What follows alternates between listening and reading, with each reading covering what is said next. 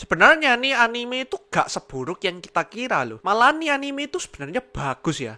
Kalau ya lo, kembali lagi bersama aku di channel Milius Production. Dan inilah review Failure Frame versi Milius Production.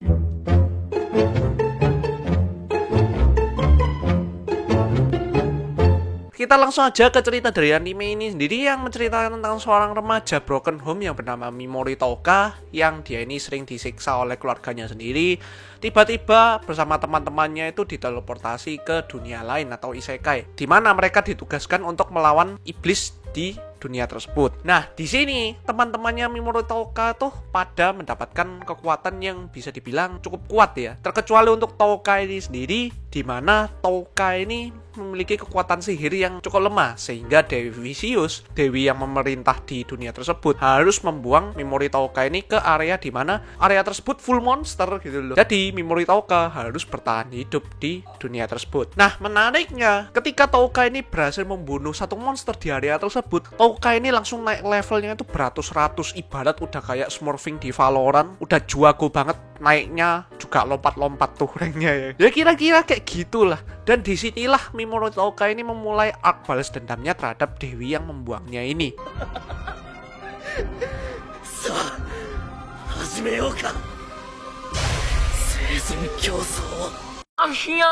Nah, itulah garis besar cerita dari anime Failure Frame ini. Dan sebenarnya nih anime tuh gak terlalu buruk gimana gitu loh ya. Malah nih anime tuh sebenarnya bagus loh kalau kalian bandinginnya sama X-Arm.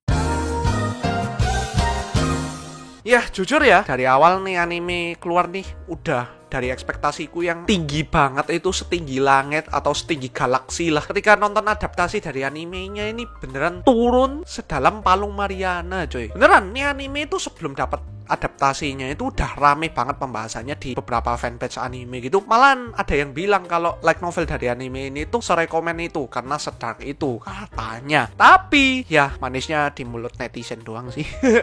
Kita bahas dari visualnya yang bisa dibilang buruk, tapi gak seburuk X-Arm ya. Tapi inikah hasil dari anime yang sudah ditunggu lama oleh beberapa banyak wibu di luar sana? Beneran aja ya, visual dan animasi dari anime ini sendiri tuh aneh bin males guys. Kalian kalau nonton anime ini ya, mungkin nonton dari trailernya atau mungkin ngikutin dari animenya, kalian itu bakalan sadar kalau tiap karakter di anime ini sendiri itu ada kayak semacam outline warna lain gitu. Aku gak tahu sebenarnya itu fungsinya buat apa. Visual pun juga jauh dari kata bagus dan indah. Ambience dari anime ini sendiri itu kesannya terlalu terang banget gitu loh. Kalau kalian nonton itu di outdoor pun terasanya terang banget. Di dalam reruntuhan atau dungeon gitu, atau di bar gitu, itu terang banget. Entah kenapa ini disubsidi PLN, gak tahu ya. Nah, yang paling utama di sini itu animasinya di sini yang beneran.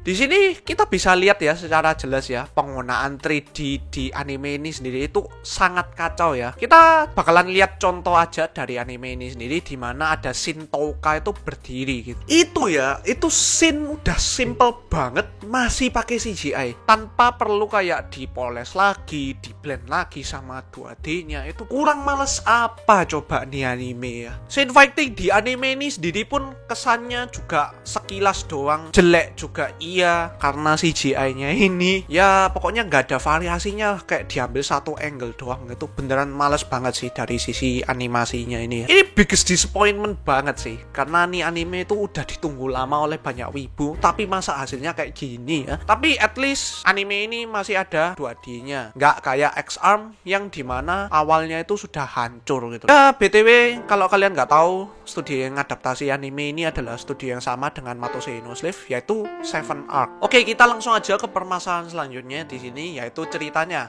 Oke, untuk masalah cerita di sini mungkin agak kontradiktif ya. Mungkin karena kita beda selera juga antara aku dengan kalian atau beberapa kreator anime review lainnya. Di sini konsep balas dendam menurutku masih oke untuk kalian ikuti.